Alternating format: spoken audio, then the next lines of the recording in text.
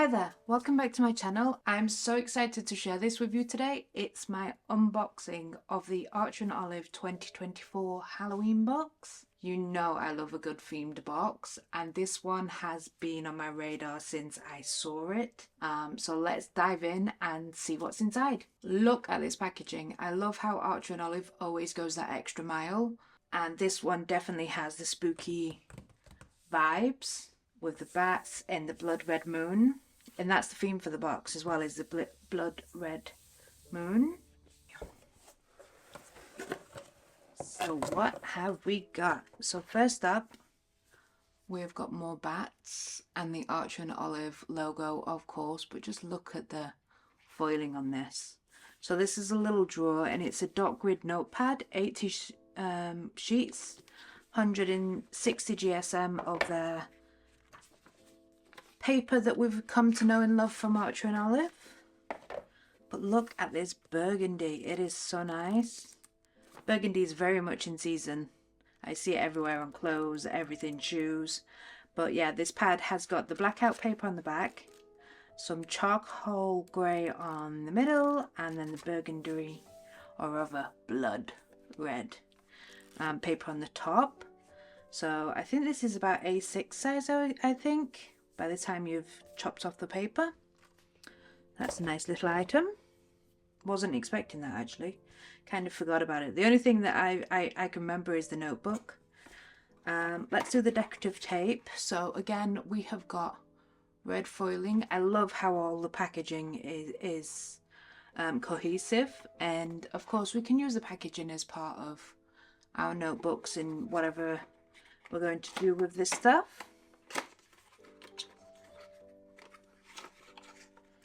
So we've got 4 washies. We have got some candles. I believe these are glow in the dark ones as well.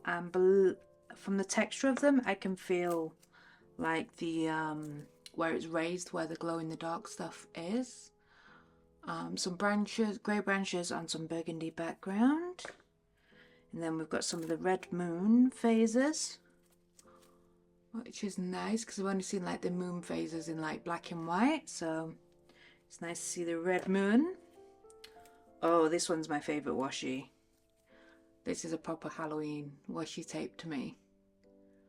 With the haunted house, the bats, the trees, the spookiness. So they're lovely jubbly.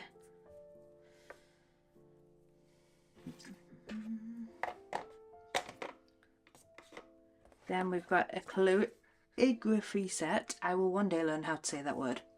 It is not today. But look at the gold foiling of all these bats as well. Love that. Oh, this kind of looks like a wand. I know it's a dip pen. Last year we got a glass dip pen. So this year we've got one where you can actually change the nibs. But this actually looks like a wand from Ollivanders. Yeah, so we stick our different nibs in there, and they've actually given us 2 nibs. Let's pop that for them. They've given us an ornamental one, which I find easier to work with, and then this is what I call a mapping one. Probably wrong. I'm not too caught up on my dip pens and all the accessories and calligraphy, but yeah, it's nice to have 2 options there. And then we've got ink, 7mm soot black, which is basically a black with a bit of gold, as you can see there. Sparkle, metallic sparkle. And then we have a glow in the dark ink that really needs a good shake. You can already see the luminosity there. So that needs a damn good shake before we use it. Oh! And then we have got a blood moon red, which I'm assuming, yes, is red, with some sparkle in there as well. So it'll be interesting to see how those things all work. Then we have got a sticker set. Again, just look at the foiling. It's nice to see red foiling because it's not very often you do, but it makes perfect sense for this box. So the sticker sheets are like this. You get 2 of them, yes. And they are on black, which is nice for the blackout books. So hopefully this notebook's a blackout book. Hopefully. But yeah, they have like a texture on them. Again, I think it's because it's for the glow in the dark. But yeah, they're very nice designs. I like that they've gone more towards the vintage, sort of more illustrative side of Halloween rather than the cutesy. I much prefer this style. So hence the box called out to me. So this is the star of the show for me. The limited edition notebook. And we've got silver foiling on the box, and it is a lift up box, not a drawer box. Oh. Look at this. Just look at the pops of colour. So we've got silver foiling, red foiling, and embossing on this. This is just lovely. So nicely done. And then the spine. And then, oh, we've even got bats on the back. Debossed bats on the back. Very nice touch. Then of course 2 ribbons as per usual. A pen loop and obviously the band. And then, oh, we've got silver bats on the inside. Look how they shine. That's very nice. A little bit disappointed that it's white paper instead of blackout paper, because it's kind of like, oh, this is so spooky and so lovely, and then bam, you're blinded with the white. But perhaps we can do something about that. And then the usual pocket on the back as well. So yeah, that is just lovely. It's so Dracula to me. I know it's supposed to be Blood Red Moon, but not to me, it's not. It's Dracula. Now, as soon as I saw this notebook being advertised, something just clicked. I've been reading Dracula, and I thought, why not turn this into a Dracula-themed reading journal? But it's not just going to be about the original Dracula by Bram Stoker. I want to do all of the books that I'm interested in. So even the books about Vlad the Impaler, some more true life historical ones that inspired Dracula, or vice versa, or, you know, I just want to do a deep dive into the world of Dracula. So I kind of want to do adaptations as well, and even probably TV shows and movies, just how he's been depicted, and basically the legacy that Dracula has created. Or even there's a couple of books I know that predate Dracula that I want to go into as well. So it's going to be a chronicle of, I don't know, I want to say bloodlines, maybe? The chronicle, I don't know, coming up with titles. But yeah, some sort of research reading journal that I want to do. But I don't just want to make it, you know, like a standard notebook. Of course not. That's not what I do on this channel. I kind of want to make it, but not just any journal. I'm thinking something really special. I want to take inspiration from the beautiful illustrative texts of medieval monks, like those illuminated manuscripts that they used to create, where every page was like a work of art within itself. So this is one of my copies of Dracula, a beautiful illustrated edition, which I absolutely love. So I want to go in deep dive into that, but I also want to go into books that, you know, predate Dracula. Camilla was apparently the book that inspired Bram, so it'd be interesting to deep dive in that. Then of course his legacy continues through his son, or grandson I should say. I don't know if this one's, yeah, the prequel to Dracula. And then Anno Dracula as well, which is obviously a completely different writer. But this is 30th anniversary, and I believe there's a whole series of these as well. So I kind of just want to deep delve. These are the books that I own. I will obviously get other books as time goes on, the more interest that I take. So this Dracula reading journal will be more than just a place to jot down my thoughts. It's going to be a book within a book, full of hand-drawn illustrations and graphics, maybe some gothic elements, and definitely inspired by that rich, textured look of old manuscripts. And of course the notebook itself from Archer and Olive have really outdone themselves anyway, and it has inspired me so much. I'm going to talk about all the materials and techniques that I'll be using to create this journal.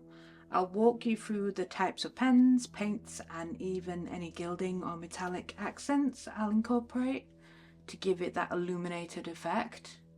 And let me tell you, it is going to involve a lot of layering and texture work to bring out the old world vibe. I've got some amazing gel pens, paints, pastels, soft pastels, fine liners that are going to make this journal pop.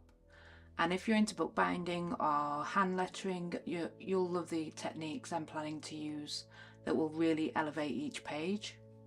And the best part, in part 2, you'll get to see me actually create this Dracula journal. I'll be showing you step by step how I sketch out the designs, lay the colours, and really bring this book to life. I am beyond excited for this project and I can't wait to share it with all of you. Okay, so aside from the stuff that actually came in this year's box, I'm going to be using some other stuff as well. So let me just tidy this up a little bit so I can show you. Okay, so some of the other items that I'm going to be using, I still have some collage paper left over from last year's Archer and Olive box that I think will actually fit the theme as well. I've also got the deluxe sticker set from Archer and Olive, and it's a whole bunch of just different stickered letters that I'll probably use throughout the journal as well.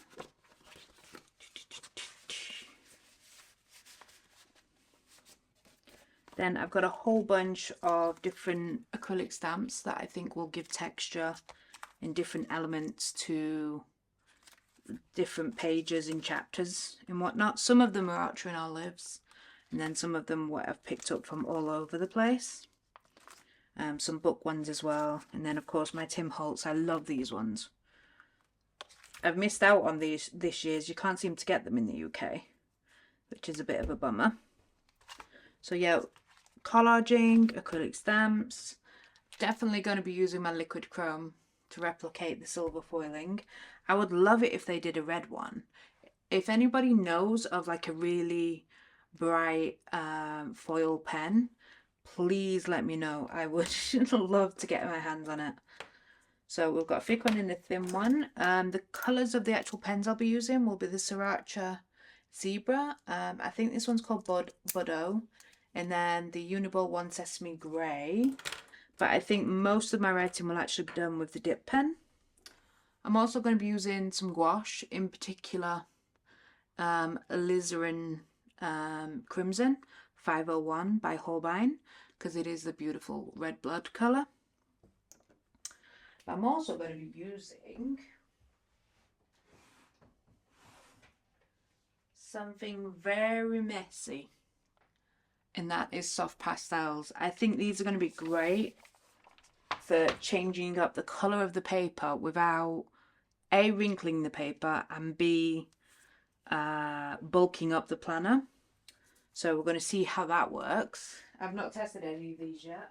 And I'm also going to be using some Liquitex ink, acrylic ink.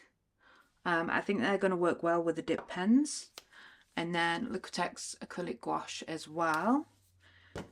So there's already quite a bit here. Chances are, as I'm working through the pages, I'll probably add on more, which is when I'll mention in the video, if I do.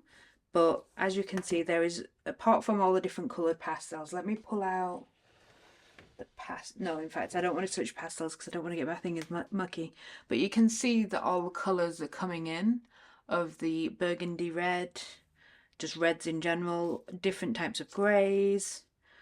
The only thing that sort of stands out is the candle one, so I might not use that too much. But I want to keep it that sort of theme, that sort of dark, spooky, gothic-y vibe. So yeah, as I'm seeing all this stuff together now, I'm seeing it sort of come together before I've even put it on the page, which is fantastic. So I hope you're as excited as me to use this stuff to create, hopefully, a book within itself. So stay tuned on my channel for part 2 of the video. Thank you so much for joining me in this unboxing and getting a sneak peek of my upcoming Dracula journal project.